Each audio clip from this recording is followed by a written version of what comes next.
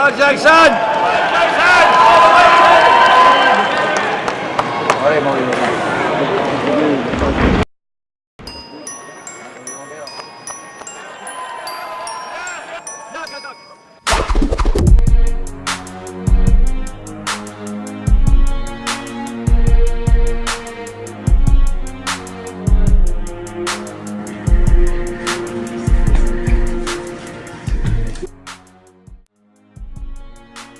My name is Jason CARTY. I'm a short sprinter. I do 60 metres, 100 and 200.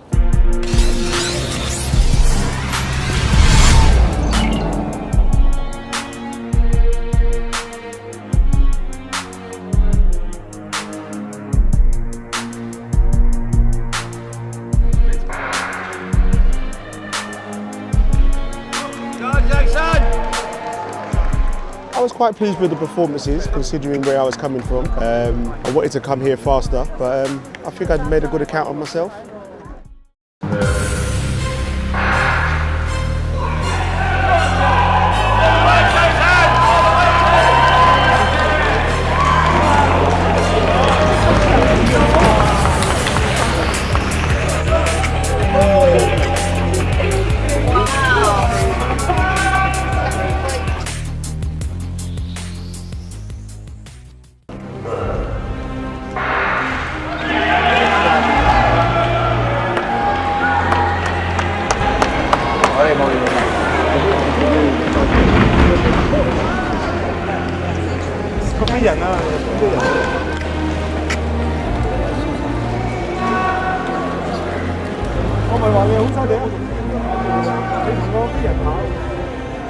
I came silver medalist, running 7:22 in the final, after running 7:21 in the semi.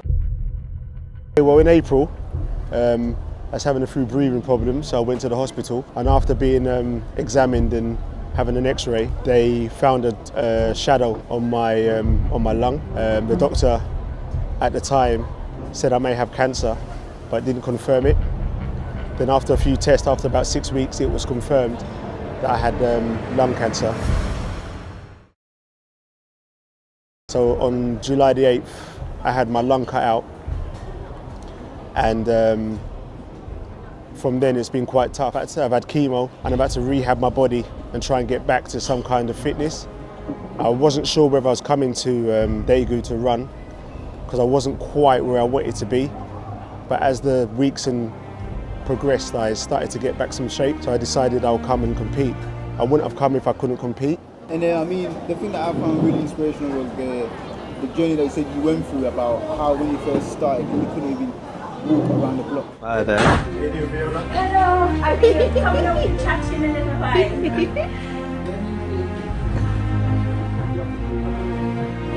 Smile there. Yeah, when I first started, I couldn't even get up the stairs, I couldn't walk around the block, but slowly I got to the end of the road, then I'd walk back, then I'd walk, halfway around the block and walk back, till eventually I was walking for almost an hour. And then it took me about 2 to 3 weeks to even just stride. But it was all very, very difficult. It wasn't an easy process. I was in a lot of pain all the time, where they cut me and opened me up.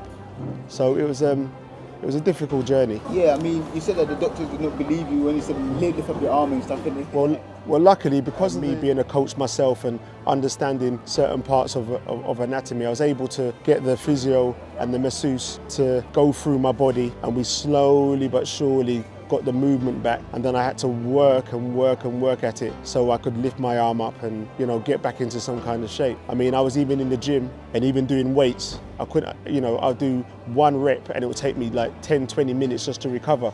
So to get it back to the normal 3 to 4 minutes, it took ages. It was mind-boggling. So no energy.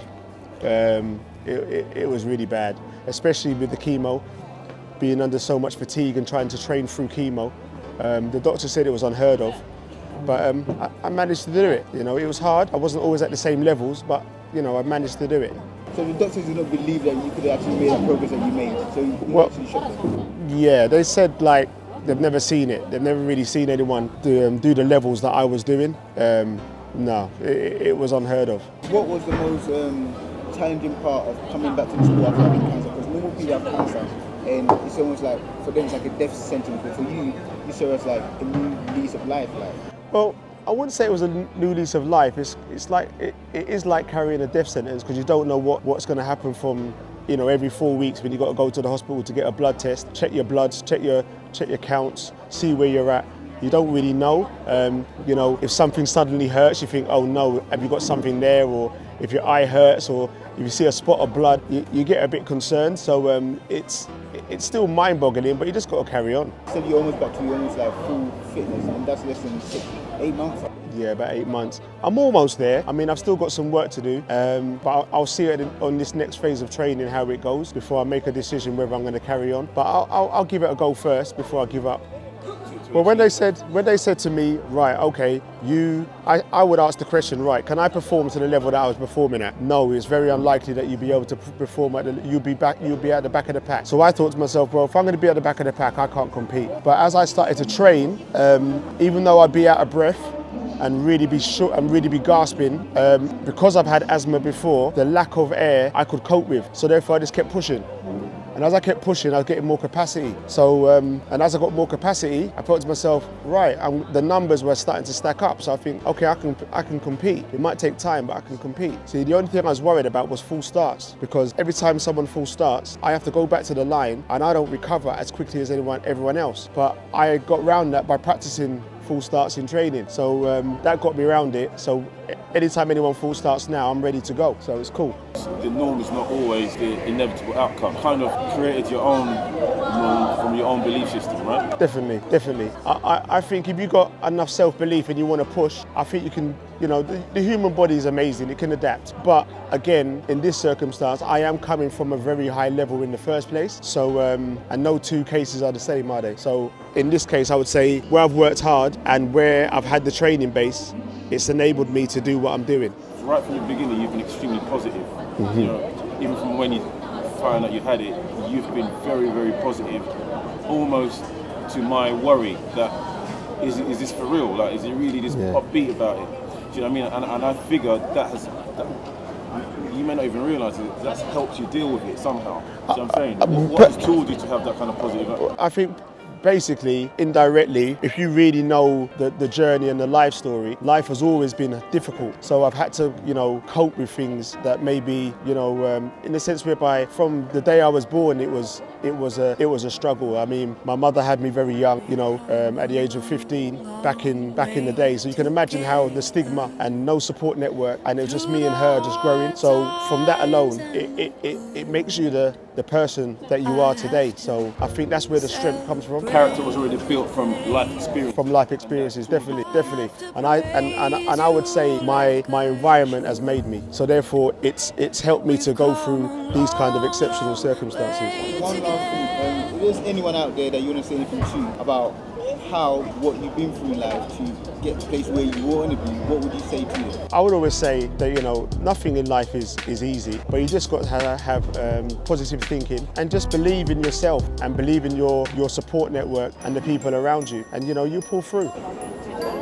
And I think that message goes across the board. It's not just about sports, it's about everyday life and like the people that you surround yourself with. Definitely. The people that you mix with. Definitely. Anything